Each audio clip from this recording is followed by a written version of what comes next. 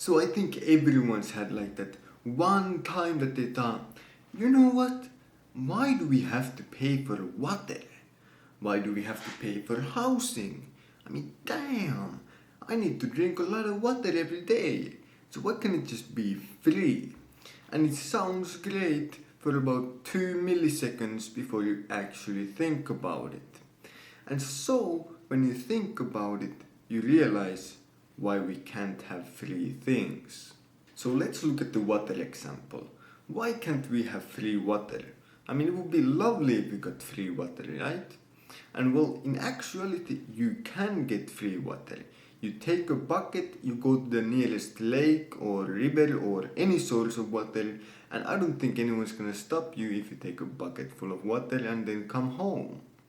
But that's not what you probably want. You want water coming out of the sink, water in your toilet, water in your shower.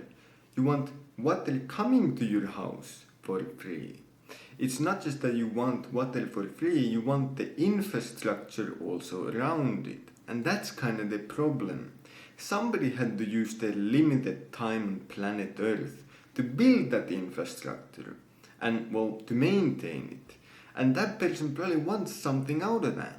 He's probably not just out there building pipes into the ground for you for free. Like, they probably want some sort of payment for them using their limited time on this planet to, well, build you a working water system. So even though water is, in a sense, free in nature, the infrastructure that we need to build for us to get it into our houses actually requires time out of someone's life and, well, of course, material costs for the pipes and so on. So in actuality, you can't really expect to get water into your sink for free, because that would mean that somebody has to basically do slave labor for free, building you a working water system without getting anything out of it. And then they would have to even pay for the material costs of all the pipes and all the equipment needed to move the ground so they can actually lay the pipes underground and so on. So we can't just have free water. But what if, let's say, the government paid for all of that? I mean, wouldn't that be kind of fun? I mean, we don't have to pay for anything. But, well, we do, because we pay for the government.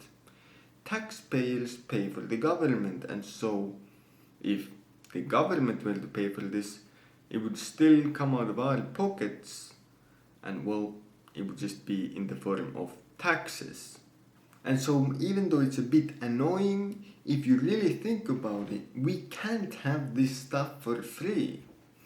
Another example, of course, I think a lot of people nowadays complain about how, damn, why do I have to pay rent and a landlord and all of these things, and these are hated by a lot of people. But when you actually think about it, it makes sense. I mean, somebody once again used their limited time on planet Earth to build a house for you, and now they want something in return. I mean, you're probably not gonna go build them a house, so how are you gonna pay them? Most likely, you're not even a farmer, so you can't promise them food for the next year. You probably don't have anything else except money to give. And you probably don't even have enough money to buy the full house. And so, you're in a sense left with the option of, well, either this guy who wants now something for the house that he built is gonna rent it to you and you get a house to live in, or you can't get it and you will have to live in a tent. And sure, you can go live in a tent. I mean, humans have lived in tents and huts for thousands of years. It's not impossible in any sense, and it's totally doable. But once again, most people like houses with working water systems, electricity, heating in the winter, and probably even good placement in a city where they are near to all kinds of stores and maybe even a hospital and stuff like this. And all of this is value given to you that, well, now you have to return.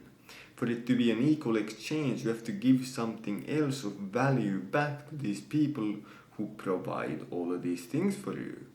And, well, What is that if not money?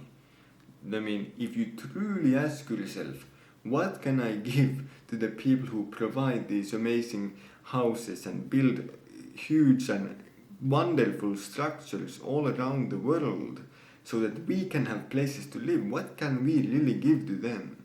Well, maybe you can. I don't know your situation, so maybe you have something amazing to give them.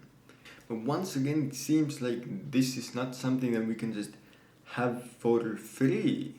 And I feel like the main point of why we shouldn't even maybe ask for things for free is that, well, maybe we shouldn't always ask for what can others give to us or what can society give to us.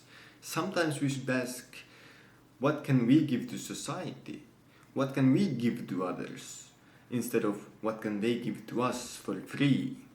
What about we giving to others for free? Even if it's just that lonely elderly person and you meet them in an elevator and then you have a bit of small talk.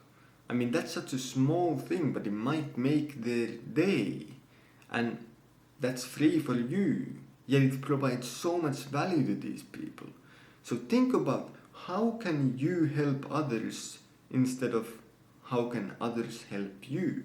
So only when everyone thinks in this manner of how can we help others instead of how can others help us, can we truly, in a sense, achieve this, in a sense, utopia that many people want, where everyone gets what they want and so on.